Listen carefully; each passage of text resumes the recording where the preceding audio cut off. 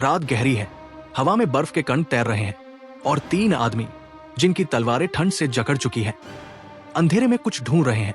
उन्हें लगता है वे एक भगोड़े को पकड़ने आए हैं, लेकिन जो वे देखते हैं वो इंसान नहीं है। एक पल पहले तक पेड़ों के बीच सन्नाटा था, अगले ही पल शरीर टुकड़ों में बंटा हुआ पड़ा है और बचा हुआ सैनिक भागता है, इतना डर कर कि शब्द भी उसका साथ छोड़ देते हैं। यही कहानी हमें पहली चेतावनी देती है। असली खतरा जीवितों की दुनिया के बाहर जाग रहा है। लेकिन अजीब बात देखिए, जैसे ही हम इस डरावने दृश्य से आगे बढ़ते हैं, दुनिया पूरी तरह सामान्य दिखने लगती है। सूरज उगता है, बच्चे खेलते हैं, लोग हंसते हैं और किसी को अंदाजा नहीं कि मौत उत्तर में इंतजार कर रही है। हम पहुंचते हैं विंटरफेल, बर्फ से ढका एक शांत किला। यहां रहता है स्टार्क परिवार, ऐसा परिवार जो इस दुनिया में सबसे अलग लगता है। यहां सम्मान मजाक नहीं, नियम है। पिता अपने बच्चों को तलवार चलाना सिखाते हैं, लेकिन उससे पहले सिखाते हैं जिम्मेदारी। नेड स्टार्क अपने बेटों को एक भगोड़े की सजा खुद देते हुए दिखाता है। वो जल्लाद को नहीं बुलाता, क्योंकि उसका मानना है जो सजा दे उसे उसकी कीमत भी समझनी चाहिए। ये छोटा सा दृश्य हमें बताता है कि वो कैसा इंसान है, और शायद यही कारण है कि वो इस कहानी के लिए सबसे गलत जगह पर है। विंटरफेल में जिंदगी सरल है, हर कोई अपनी जगह जानता है। आर्या लड़कों की तरह लड़ना चाहती है, सांसा रानी बनने के सपने देखती है, ब्रैन दीवारों पर चढ़ता है, और जॉन स्नो वो परिवार का हिस्सा होते हुए भी अलग खड़ा है। उसी समय खबर आती है, राजा खुद आ रहा है। राजा रॉबर्ट, जो कभी नेड का सबसे करीबी दोस्त था, अब पूरे राज्य का शासक है। वो हंसते हुए आता है, पुराने दिनों की बातें करता है, लेकिन उसकी आंखों में थकान है। वो एक राजा कम बीते समय का कैदी ज्यादा लगता है। और फिर वो प्रस्ताव देता है, नेड को राजधानी चलना होगा, उसे हैंड ऑफ द किंग बनना होगा। ये सम्मान है, लेकिन साथ ही एक जाल भी। नेड जानता है कि राजधानी खतरनाक है, वहां लोग मुस्कुराकर वार करते हैं। वो मना करना चाहता है, पर दोस्ती और कर्तव्य उसे हाँ कहने पर मजबूर कर देते हैं। यही पहला मोड़ है जहां कहानी की दिशा तय हो जाती है, लेकिन असली चिंगारी अभी लगनी बाकी है। ब्रैन अपनी आदत के अनुसार किले की ऊंचाई पर चढ़ जाता है। वो एक खिड़की से अंदर झांकता है और अचानक स्थिर हो जाता है। उसने ऐसा रहस्य देख लिया है जो पूरे राज्य को हिला सकता है, और अगले ही पल उसे धक्का दे दिया जाता है। उसका गिरना सिर्फ एक बच्चे का गिरना नहीं था, वो भरोसे के गिरने की शुरुआत थी। ब्रैन बेहोश है, मौत और जिंदगी के बीच अटका हुआ। कैटलिन उसके पास बैठी है और अचानक कोई उसे मारने की कोशिश करता है। अब साफ है, ये दुर्घटना नहीं, साजिश है। इसी दौरान जॉन स्नो दीवार जाने का फैसला करता है। उसे लगता है वहां सम्मान मिलेगा, एक पहचान मिलेगी, लेकिन वो नहीं जानता कि वो दुनिया की सबसे अकेली जगह पर जा रहा है, जहां लोग अपने अतीत से भाग कर आते हैं और भविष्य से लड़ने के लिए छोड़ दिए जाते हैं। अब कहानी हमें समुद्र पार ले जाती है। यहाँ डेनेरिस है, एक लड़की जिसे उसकी इच्छा के बिना शादी के लिए भेजा जा रहा है। उसका भाई उसे समझाता है कि ये सब सिंहासन के लिए है, उसके लिए वो इंसान नहीं, एक साधन है। शुरुआत में डेनेरिस डरती है हर चीज से, लेकिन धीरे धीरे वो देखती है कि ताकत हमेशा चिल्लाने से नहीं आती, कभी कभी सहने से आती है। उसके अंदर एक बदलाव शुरू हो चुका है जिसे अभी कोई नहीं समझ रहा। राजधानी में पहुंचकर नेड को एहसास होता है कि यहाँ सच्चाई धुंधली है। पिछला हैंड ऑफ द किंग मर चुका है और कोई साफ जवाब नहीं देता। हर बातचीत अधूरी लगती है, हर मुस्कान नकली। वो पुराने रिकॉर्ड देखता है, वंशावली पढ़ता है, और उसे एक पैटर्न दिखता है। राजा के बच्चों का सच कुछ और कह रहा है। अब उसके सामने एक सवाल है, क्या वो ये सच बताए या चुप रहे? क्योंकि अगर वो सच बोलता है तो राज्य टूट सकता है, अगर वो चुप रहता है तो न्याय मर जाएगा। और यही इस कहानी की असली शुरुआत है। एक तरफ उत्तर में बर्फ के पीछे छिपा खतरा बढ़ रहा है, दूसरी तरफ राजधानी में झूठ का जाल बुना जा रहा है, और समुद्र पार एक नई शक्ति जन्म ले रही है। तीनों कहानियां अभी अलग हैं, लेकिन बहुत जल्द ये टकराने वाली है। राजधानी में आने के बाद नेड स्टार्क को धीरे धीरे एहसास होने लगता है कि यहाँ तलवारें कम और शब्द ज्यादा खतरनाक है। विंटरफेल में फैसले खुले आकाश के नीचे होते थे, साफ, सीधे और अंतिम। लेकिन यहाँ हर बात आधी कही जाती है और आधी छिपाई जाती है। दरबार में हर कोई राजा का वफादार दिखता है, मगर असल में कोई भी सिर्फ राजा का नहीं है। राजा रॉबर्ट दिन का ज्यादातर समय शिकार, शराब और यादों में बिताता है। वो उस युद्ध को याद करता रहता है जिसने उसे सिंहासन दिया था, लेकिन अब शासन चलाने में उसकी कोई रुचि नहीं बची। और यही खाली जगह असली खेल को जन्म देती है, क्योंकि जहां शासक कमजोर हो वहां सलाहकार ताकतवर हो जाते हैं। नेड को धीरे धीरे पता चलता है कि पिछले हैंड ऑफ द किंग की मौत सामान्य नहीं थी। जॉन एरन ने मरने से पहले कुछ खोजा था, कोई ऐसा सच जिसे सामने आने से पहले ही रोक दिया गया। वो शहर के रिकॉर्ड देखने लगता है, वंशावली, जन्म, परिवारों के इतिहास। पहली नजर में ये सब बेकार कागज लगते हैं, लेकिन राजनीति में इतिहास ही सबसे बड़ा सबूत होता है। और यही उसे एक अजीब पैटर्न दिखता है। पीढ़ियों से शाही परिवार के बालों का रंग हमेशा एक जैसा रहा, सिवाय मौजूदा बच्चों के। मतलब साफ था, पर स्वीकार करना मुश्किल।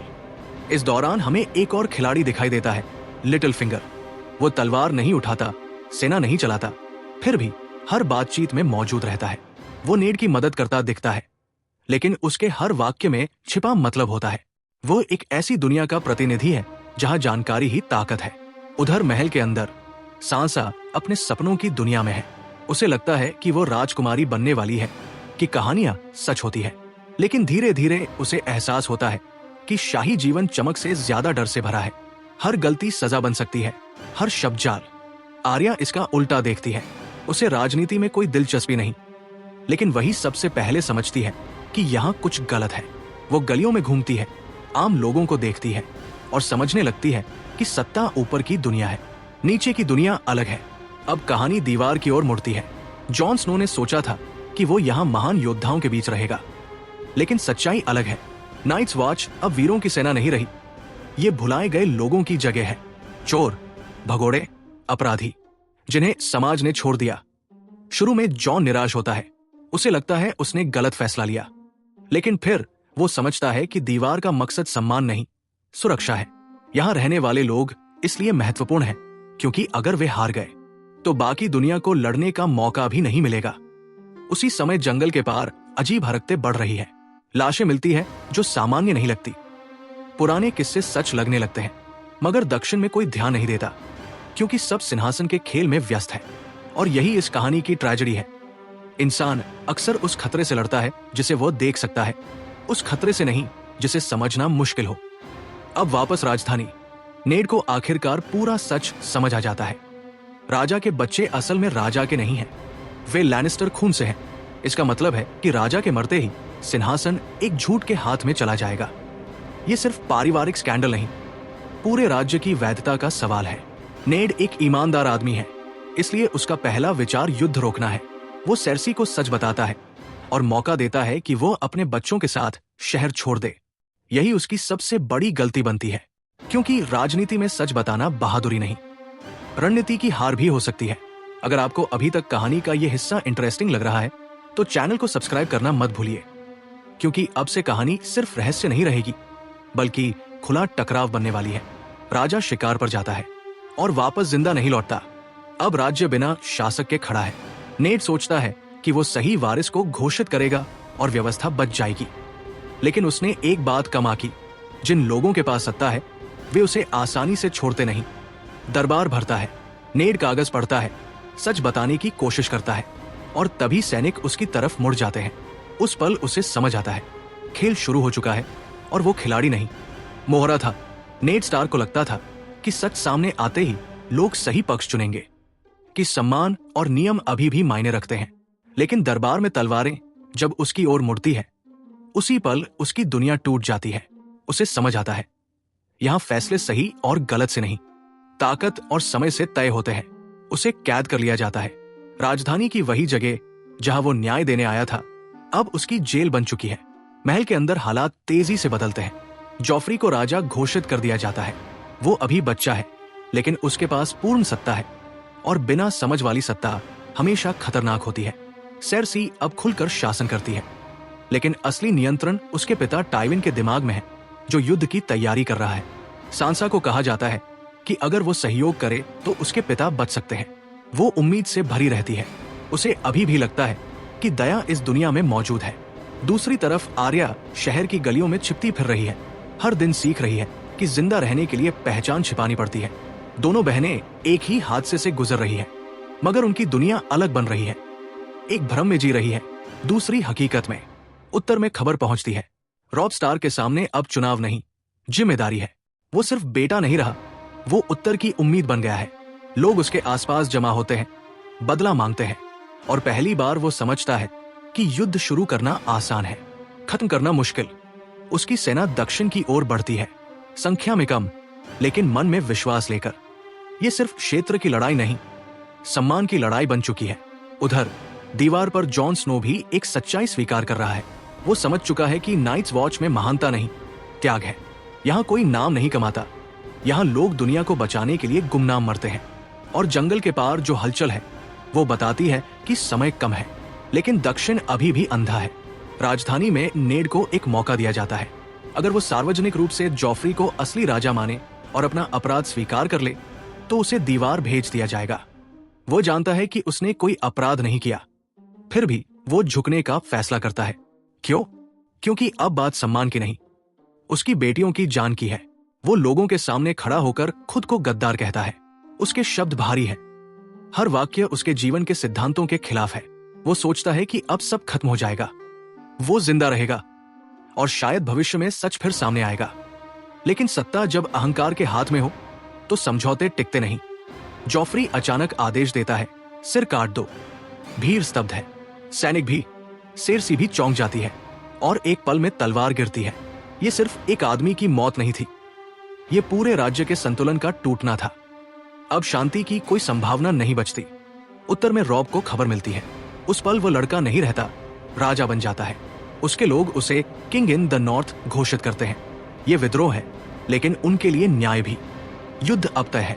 लैनिस्टर सेना संगठित हो रही है। टाइविन रणनीति बनाता है। वो जानता है कि भावनाओं से नहीं, आपूर्ति और समय से युद्ध जीता जाता है। रॉब पहली लड़ाई जीतता है, जैमी को कैद कर लेता है। ये बड़ी जीत है, लेकिन युद्ध लंबा है। और इसी बीच समुद्र पार एक और कहानी अपने चरम पर पहुंच रही है। डेनेरिस ने सब खो दिया है, उसका भाई मर चुका, उसका बच्चा भी, और ड्रोगो अब जीवित शरीर भर रह गया है। उसके लोग उसे छोड़कर जा रहे हैं। उसके पास कोई सेना नहीं, कोई घर नहीं, कोई सहारा नहीं। वो चिता बनवाती है, सबको लगता है वो शोक मना रही है, लेकिन वो अंत नहीं, शुरुआत तैयार कर रही है। रात को आग जलती है, लपटें आसमान तक उठती है और वो बिना डरे उनमें चल देती है। सुबह जब धुआं हटता है, लोग घुटनों पर गिर जाते हैं। राख के बीच एक औरत खड़ी है, जिंदा, और उसके कंधों पर 3 छोटे ड्रैगन बैठे हैं। सदियों बाद आग फिर लौट आई है। अब खेल सिर्फ राजाओं के बीच नहीं रहा। अब जब धुआं छंट चुका है, तो पूरी कहानी को पीछे मुड़कर देखना आसान हो जाता है। शुरुआत में ये बस अलग अलग लोगों की अलग अलग जिंदगियों जैसी लगती है। एक परिवार उत्तर में, एक राजा दक्षिण में, एक लड़की समुद्र पार, और दीवार पर खड़े कुछ भुला दिए गए सैनिक। लेकिन अंत तक पहुंचते पहुंचते समझ आता है कि ये सब एक ही धागे से बंधा हुआ था, सत्ता, डर और बदलाव। नेड स्टार्क की कहानी इस सीजन का दिल है। उसने कुछ गलत नहीं किया, फिर भी वो हार गया, क्योंकि वो ऐसी दुनिया में सच बोल रहा था जहां सच सबसे खतरनाक हथियार है। उसने सोचा था कि ईमानदारी लोगों को साथ ला सकती है, लेकिन राजधानी में ईमानदारी कमजोरी बन गई। उसकी मौत हमें ये नहीं बताती कि वो मूर्ख था, बल्कि ये बताती है कि व्यवस्था उससे ज्यादा कठोर थी। वो पुराने नियमों की दुनिया का आदमी था, और नई दुनिया उन नियमों से आगे निकल चुकी थी। लैनिस्टर परिवार उसी नई दुनिया का प्रतीक है। वे बुरे इसलिए नहीं जीत रहे क्योंकि वे ताकतवर हैं, बल्कि इसलिए क्योंकि वे समझते हैं कि लोग कैसे सोचते हैं। सेर्सी जानती है कि डर सम्मान से ज्यादा असरदार है। टाइविन समझता है कि युद्ध तलवार से नहीं, संसाधनों से जीते जाते हैं। और जॉफ्री दिखाता है कि जब शक्ति समझ से पहले मिल जाए, तो वो खुद अपने लिए भी खतरा बन जाती है। ये परिवार हमें याद दिलाता है कि राजनीति में इरादे से ज्यादा रणनीति चलती है। रॉब स्टार्क आशा का चेहरा है। उसकी जीतें साबित करती है कि बहादुरी अब भी मायने रखती है, लेकिन उसकी स्थिति ये भी दिखाती है कि युद्ध सिर्फ मैदान में नहीं जीते जाते। हर जीत के बाद उसे और फैसले लेने पड़ते हैं, और हर फैसला उसे अपने पिता से थोड़ा अलग बना देता है। वो बदला चाहता है, मगर धीरे धीरे वही खेल खेलने लगता है जिससे वो नफरत करता था। यही सत्ता का असर है, वो इंसान को बदल देती है, चाहे वो कितना भी सच्चा क्यों न हो। जॉन स्नो की यात्रा शांत है, मगर सबसे महत्वपूर्ण भी। बाकी लोग सिंहासन के लिए लड़ रहे हैं, लेकिन दीवार पर खड़े लोग पूरी दुनिया के लिए खड़े हैं। उन्हें कोई याद नहीं रखेगा, कोई गीत नहीं गाएगा। फिर भी अगर वे हार गए तो बाकी सारी लड़ाइयां बेकार हो जाएंगी। ये कहानी हमें दिखाती है कि असली खतरे अक्सर शोर नहीं करते, वे चुपचाप करीब आते हैं जब लोग छोटी लड़ाइयों में उलझे रहते हैं। और फिर डेनेरिस, राख से जन्मी शक्ति। शुरुआत में वो सबसे कमजोर थी, दूसरों के फैसलों पर निर्भर, लेकिन दर्द और नुकसान ने उसे बदल दिया। अंत तक वो सिर्फ जीवित नहीं बचती, बल्कि खेल के नियम बदल देती है। ड्रैगन का जन्म सिर्फ जादू नहीं था, वो प्रतीक था कि इतिहास कभी खत्म नहीं होता। जो शक्तियां लोगों ने भुला दी थी वे वापस आ सकती है, और जब आती है तो दुनिया को नए संतुलन में ढाल देती है। पूरा सीजन दरअसल एक तैयारी है। हर किरदार अपनी जगह ले चुका है, हर घराना अपनी मंशा दिखा चुका है। उत्तर में युद्ध भड़क चुका है, राजधानी अस्थिर है, समुद्र पार नई ताकत उठ चुकी है, और दीवार के पीछे अंधेरा जाग रहा है। अब कोई भी पहले जैसा नहीं रहेगा। जो बच्चे थे वे नेता बनेंगे, जो नेता थे वे गिरेंगे, और जो कमजोर दिखते थे वही भविष्य तय करेंगे। तो इस कहानी का असली मतलब क्या है? शायद यही कि सत्ता कभी खाली नहीं रहती। अगर अच्छे लोग उसे संभाल नहीं पाते तो चालाक लोग संभाल लेते हैं। अगर लोग आपस में लड़ते रहें तो बड़ा खतरा अनदेखा रह जाता है। और अगर दुनिया सोचती है कि पुरानी ताकतें खत्म हो चुकी है तो अक्सर वही ताकतें सबसे पहले लौटती है। अब आप बताइए, अगर आप उस दुनिया में होते तो क्या आप सम्मान को बचाते या पहले खुद को बचाते? अगर आपको यह पूरा टॉपिक का विश्लेषण वैल्यूएबल लगा हो तो इस वीडियो को लाइक और शेयर जरूर कीजिए, और ऐसे ही गहराई वाले कंटेंट के लिए चैनल को सब्सक्राइब करना बिल्कुल मत भूलिए।